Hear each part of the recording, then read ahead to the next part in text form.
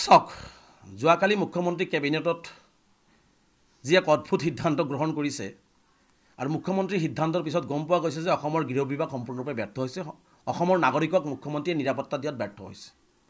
আমি অসমৰ শান্তিপূৰ্ণ জনগণ সংখ্যাগুৰুৱে কওক সংখ্যালঘুৱে কওক আজি হদিয়াৰ পৰা ধুবুৰীলৈকে বৰাকৰ পৰা ব্ৰহ্মপুত্ৰলৈকে কোনেও আজি এই 2025 চনৰ আজি একবিংশ শতিকাৰ ভিতৰত আজি আমি কোনেও হাই কাজিয়া নিবিচাৰে সকলোৱে শান্তিপূৰ্ণ মিলা প্ৰীতিৰে থাকিবলৈ বিচাৰে কিন্তু এইখন চৰকাৰে এই হিমন্ত বিশ্ব শৰ্মা ডাঙৰীয়াই অসমৰ মানুহক শান্তিত যাতে থাকিব নোৱাৰে অসমৰ মানুহৰ মাজতে বিভাজন সৃষ্টি হয় তাৰ কাৰণে তেওঁ এটাৰ পিছত এটা এনেকুৱা ধৰণৰ নাটক ষড়যন্ত্ৰ তেওঁলোকে ৰচনা কৰি থাকে দুৰ্ভাগ্যৰ বিষয় যে ভাৰতবৰ্ষৰ গৃহ বিভাগ আছে অসমৰ মুখ্যমন্ত্ৰী নিজেই গৃহ বিভাগৰ দায়িত্বত আছে কৰবাত যদি খিলঞ্জীয়া মানুহ আমি খিলঞ্জীয়া নাই অসমৰ অসমীয়া মানুহ অসমৰ বাসিন্দাই যদি নিৰাপত্তাহীনতাত ভোগে বা তেওঁলোকক যদি অসুবিধা হয় তেনেহলে তেওঁলোকক চৰকাৰে নিৰাপত্তা দিয়াটো দায়িত্ব আৰু কৰ্তব্য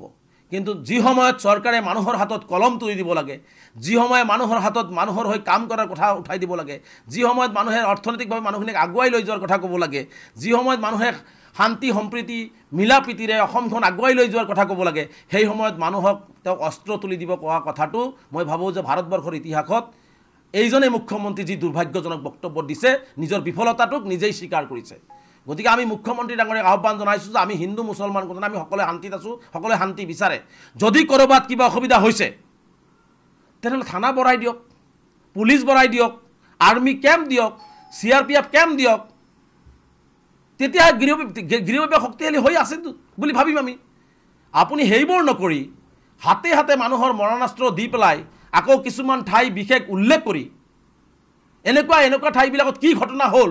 যে ইয়াত কোনো মানুহ কিছুমান মানুহ সুৰক্ষিত কিছুমান মানুহ সুৰক্ষিত নহয় আজি কাজিয়া নহয় নেকি আজি কাজিয়া বৰাকত নহয় নেকি আজি কাজিয়া শিৱসাগৰত নহয় আজি ধুবুৰীত নহয় কাজিয়া কিছুমান মানুহৰ হয়তো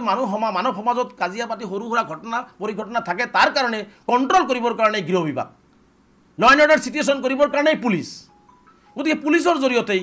আইন শৃংখলা ৰক্ষা কৰিব লাগিব কিন্তু মানুহক যদি কোৱা হয় যে নিজৰ নিৰাপত্তা নিজে ল'ব লাগিব অঞ্চলখনৰ নিৰাপত্তাও যদি সাধাৰণ নাগৰিকে ল'ব লাগে তেনেহ'লে গৃহ বিভাগ থকাতকৈ নথকাই ভাল মুখ্যমন্ত্ৰীয়ে পদত্যাগ কৰা উচিত তেনেহ'লে পুলিচ থাকি কি লাভ আছে এটা অৰাজক পৰিৱেশ অসমখন এটা অগ্নিগৰ্ভ পৰিৱেশ অসমৰ মাজত এটা সংঘাত আনিবৰ কাৰণে এনেকুৱা ধৰণৰ কথা বাৰ্তাবিলাক মুখ্যমন্ত্ৰীয়ে কৈ অসমখন অস্থিৰ কৰি তেওঁ ৰাজনৈতিক মুনাফা লুটাৰ বাহিৰে বাকী একো নাই গতিকে আমি স্পষ্টকৈ কৈছোঁ যে মানুহক কাম তুলি দিয়ক মানুহক অৰ্থনৈতিকভাৱে সবল কৰক মানুহৰ হাতত কলম তুলি দিয়ক মানুহক আপুনি ৰাস্তা ঘাট দিয়ক মানুহক আপুনি শিক্ষিত বনাওক মানুহক আপুনি বিশ্বৰ দৰবাৰত চিনাকি কৰাই দিয়ক এই কামবোৰ মুখ্যমন্ত্ৰীয়ে কৰক মানুহৰ হাতত মৰণাস্ত্ৰ তুলি দি নিজৰ মাজতেই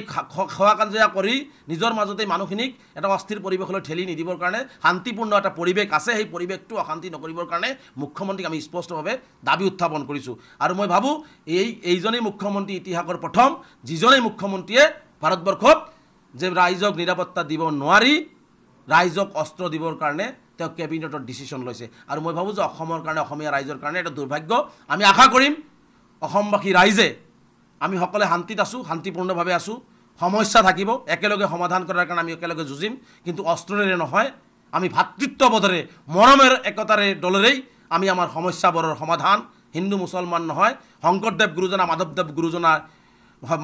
আমাৰ আজান ফকীৰ গুৰুজনাই যি ধৰণে হাতে হাত ৰাখি মানে মানৱতাৰ জয়গানেৰে আমাৰ অসমখন আগুৱাই লৈ গৈছিল তেনেকুৱা এখন মানৱতাৰ অসমক আমি নিজেই কৰিম কিন্তু অস্ত্ৰৰে আমি নকৰোঁ হিমন্ত বিশ্ব শৰ্মা ডাঙৰীয়া আপুনি যিমান অস্ত্ৰ দিব নিবিচাৰক কিয় আমি অস্ত্ৰৰে নহয় আমি মৰম আৰু ভাতৃত্ববোধেৰে